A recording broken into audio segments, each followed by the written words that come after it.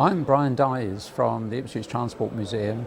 I'm actually the archives manager, and we're inside the Transport Museum, which contains all forms of transport and engineering that were either made or used in the Ipswich area. We are a major attraction in Ipswich, and we also are a place where 70 volunteers who are based in Ipswich give up their time to this project. We're a totally voluntary organisation, so we're a similar organisation, as it were, to the Ipswich Building Society, and we're very locally focused, and there is a synergy between the two.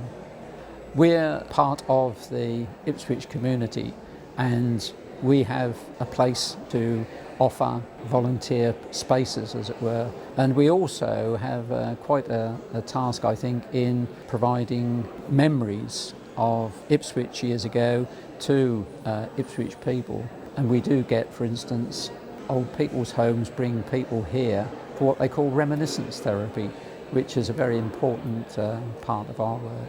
And so many organisations these days are multinational, and the Ipswich Building Society is unusual in that respect, in being still very local. I can think of several others in Ipswich that used to have Ipswich in their name, and it just disappears into some massive global brand. And that's not really what we're about. The Ipswich Building Society is closer to our ethos. It's absolutely key, volunteering, because we receive no public money. We have to stand on our own 2 feet. So the money that comes in from visitors paying, buying things in the shop, buying the tea in the tea room, that has to pay our basic running costs. So we're absolutely dependent upon volunteers to staff the museum, to do the work within the museum. We have no paid staff whatsoever.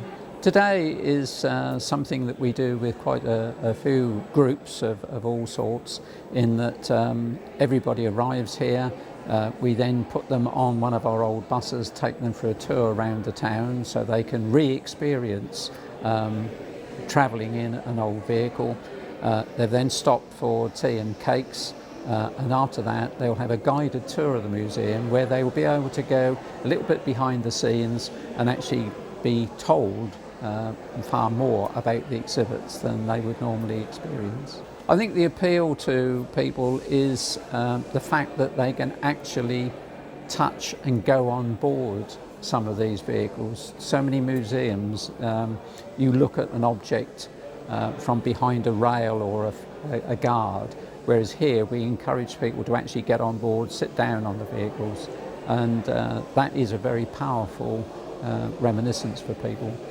We still are recruiting more volunteers and more supporters, and as you can probably see, we are quite busy here in that there's not a lot of space. So we are actively looking at ways in developing the museum larger. And what is interesting is that many people who have a professional background in one particular discipline will come here and do something completely different. And it sometimes is a way of people doing something they've always wanted to do but have never had the opportunity to do. Unless we can integrate with local businesses, it's very difficult for us, and we rely on that close working relationship, not just with the Ipswich Building Society, but with other local businesses to keep ourselves going. We believe we are an important part of Ipswich life. I'm sure the Ipswich Building Society think they're an important part of Ipswich life, and the two should work together. That is an important thing.